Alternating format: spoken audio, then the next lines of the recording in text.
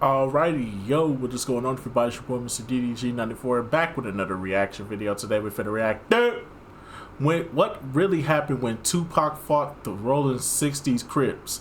I think this is an episode they went to a comedy show and fought some Crips with Tupac and Tretch.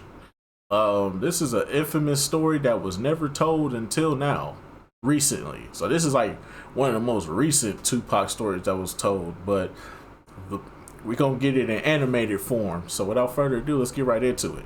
Like I said, we're gonna do more artists in the future, man. We're gonna do more artists in the future, but let's get back on our Tupac lore. It's 1993. Tupac and one of his closest friends, Tretch, are in Los Angeles, looking to have a great night out on the town.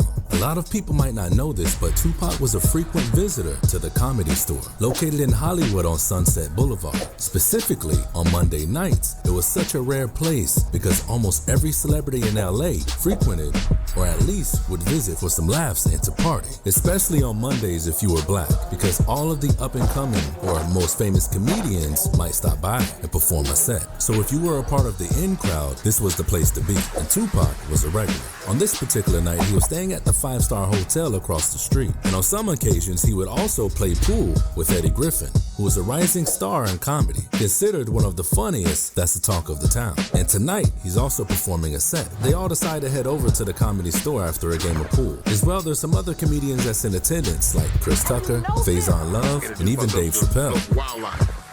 Tupac invited some of his other friends like rapper Smooth B, who just showed up as well.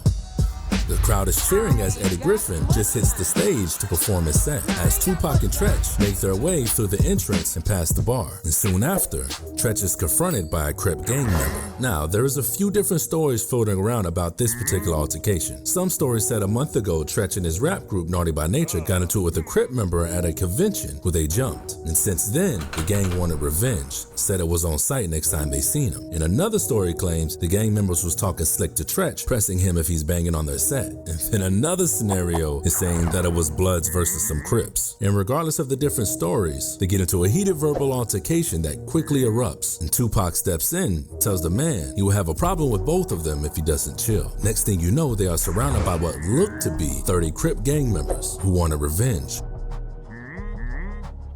So, a group of Crips run up and starts jumping Tretch. Tupac seen they were outnumbered, so he decided to do what was best and ran away.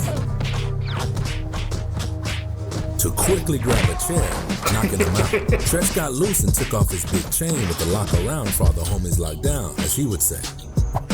Turned it into a weapon, swinging and hitting every person he could get. damn.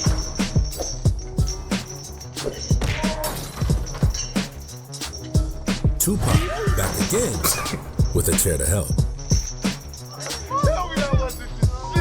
They are surrounded again by even more Crips. Other onlookers now, including some rival Blood members, decide to jump in as well. With people scared rushing out the Comedy Store, a full-on brawl goes down. Eddie Griffin is on stage witnessing the mayhem, seeing Tupac and Tretch fighting with chairs flying everywhere. Even Dave Chappelle and Faison are startled by the brawl that's taking place. Tupac and Tretch, though, manage to slip away from the fight. They find a side door to escape, but before they do, Tupac turns to Smooth B, who was in shock by what was happening, and calmly Tupac stops and says, "Get those cute girls over there to hang out with us tonight," then quickly leaves. Cops now surrounded the place. A shootout starts between them and some gang members, but police eventually were able to get things under control, clear the Comedy Store out, closing it down for the night. Though Tupac and Tretch were excited to have escaped alive, it didn't end without any ramifications. Back at the Comedy Store, even Eddie Griffin got bad PR from the fight. Though he had nothing to do with it, he was banned from the club. Even worse. That's that bullshit right there. That's that bullshit right there. That's them white people. That's their way of saying, we ain't letting you niggers in no more. No more niggers are allowed in here, alright? We're done with it. We're tired of it. Get these niggers on up out of here. We're not dealing with it anymore. No more Fat Tuesdays, no more niggers coming up here making black jokes and stuff like that towards the white man. The white man will be respected around here. We're the law. Fuck you. Get out of here, nigger. That's what that was. That's that bullshit. Word of the fight spread like wildfire throughout the hoods in Cali. Even Crip members heard the news how rappers Tupac and Tretch fought off their set. Some felt they earned their respect, but the leaders did not like it, quickly putting the word out to tell Tupac and Tretch next time they see them, it's on sight. The next morning, Tupac got word that the group they fought were Rollin 60s Crips, who put a green light on him and Tretch. Knowing they were looking for them, Tupac wanted to squash it by talking to the gang leader himself, but Tretch wasn't with it, feeling it would be crazy to be outnumbered, so he decided to fly back home to New Jersey. Tupac was now frustrated, feeling Tretch left him to deal with the mess he didn't start. Outside his hotel, he noticed a rapper he knew who had some connects with the Crips named Kenny Kingpin, who was with another local rapper, Gonzo. He approaches Kenny. "Let me holler at you for a minute." Tupac explains what happened and tells him how he heard the gang was looking for him and Tretch, but Tretch left, and since he wasn't going anywhere, asked if he can get his homies on the phone and they could sort this out. Kenny tells him no problem. Calls on the leaders of the Rollin 60s, who picks up, hands his phone over to Tupac. Tupac explains the situation. He understood that with gangs, you not only need to be straight in the streets, but also in the prison system with some of the leaders that still call shots from behind bars. So he links them with his stepfather, Black Panther political prisoner, Mutulu Shakur, who agrees to straighten it out on his end with Crip leaders that's locked up too. Tupac tells the gang he would like to meet them man to man in their hood to squash it, and the leader agrees and gives them an address that he'll be at. So Tupac leaves to head over to meet up.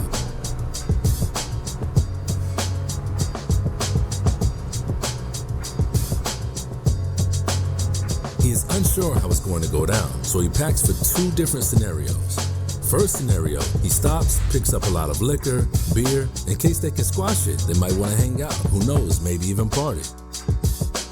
But for the second scenario, he packs a couple guns and puts on his bulletproof vest. Just in case it goes bad, he is prepared.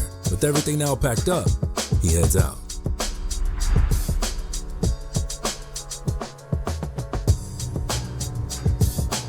Pulls up in Crenshaw to the spot, sees a group of the gang members sitting out front. He hops out and is told to wait out front while they go get the man in charge. Feeling the tension in the air, next, he sees the door slam open and a huge shadowy figure in the doorframe. All of a sudden, the huge shadow, with what looked like a giant, was approaching him. Next thing he knew, it was standing over him.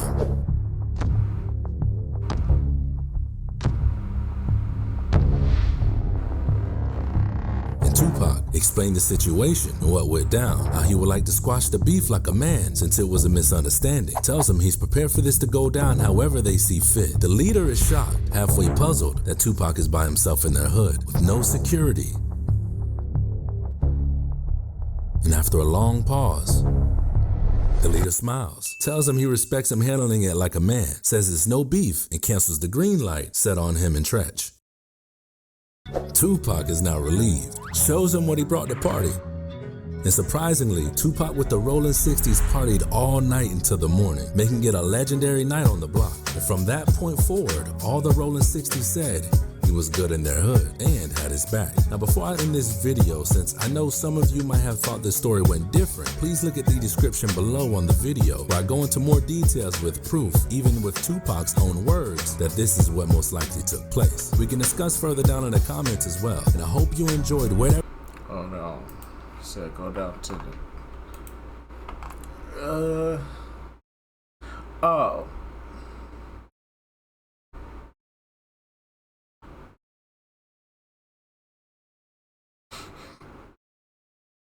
Okay, I guess we can go to this one. Damn, he got hella sites, boy. You doing this like, treating this like this a book report for college, my nigga. Goddamn, you got hella